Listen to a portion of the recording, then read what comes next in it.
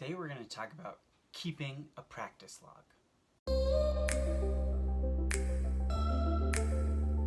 Keeping a practice log or journaling is a great way to help improve what you're doing in the pool, get better at being more consistent inside the pool, and also keep track of things that are going on outside of the pool that can affect your performance. I mean, just in general, keeping a practice log or journaling what you're doing each day throughout a season or across seasons is a great way to aid your overall swimming performance. Recording your workouts can help you build self-confidence because you'll be able to have a constant reminder of all the workouts and all the work that you've done across the season, and being able to reflect upon that as you move through the season. It can be a very great and helpful way to remind yourself that you've done everything that you've needed to do and that you're ready to perform when the time is right. It can also help you become a better and more consistent swimmer because recording all of your workouts will help you track the patches of things that have gone really, really well and track the patches of things that maybe hasn't gone so well. And you can kind of look for the patterns there of the times that practices went well for you, or you had a great streak of a really good practice session, or maybe looking at a few sessions that weren't so good, and you'll be able to track the patterns of what went well and what didn't, and so that you can learn from that and use that to improve your overall consistency and have more great practices more often. So what should you record in your practice log? Well, obviously we want to record our workouts. You should make sure that you're recording everything you're doing in the pool. I think that's a great idea to record the whole workout, whether you're able to do the whole workout or not. Record the whole workout, record the warm-up, maybe if you did a warm-up set or a kick set, your main set, and your cool down, make sure you're recording all that. And if what you did differed from what the rest of the practice did, maybe you weren't able to make a particular send-off, or you weren't able to do a particular set, for whatever reason, you should also record what you did as well. And that way you'll be able to match up with, how functionally, how well were you able to perform each practice.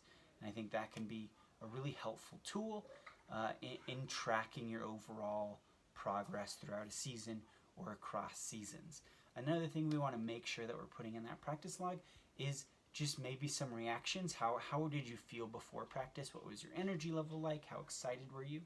How engaged were you in practice overall? How did you feel that practice went? What went well? What didn't go well?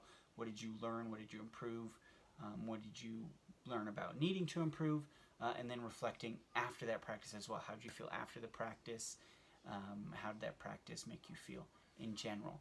And these things are going to help you, right? This is what's going to help you gauge what you need to do to be successful, the paths that you need to take to have more successful practices, because you're going to be able to look at these patterns and say, okay, if I came into practice and I felt like this, then I had a worse practice. Or if I came into practice and I felt like this, I had a better practice. And so I need to try and figure out a way to come into practice feeling this way, because then it helps me execute practice this way, and then I feel this way after practice. So that's one way that journal is really going to help you be more consistent and have you have better practices more often.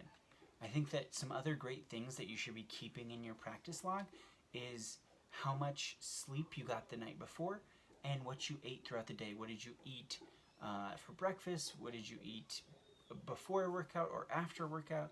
What did you eat for dinner?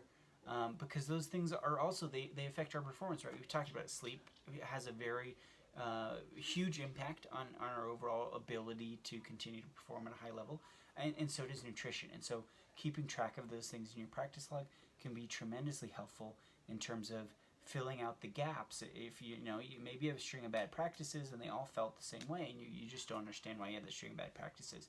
But if you're recording your sleep and you say, oh, I was getting, during the stretch of bad practice, I was getting 2 hours less sleep a night, then you know that you can find a target for that sleep. Or you can see that, eating this particular kind of food before workout really didn't help my workout, and better workouts had these foods before or these foods after.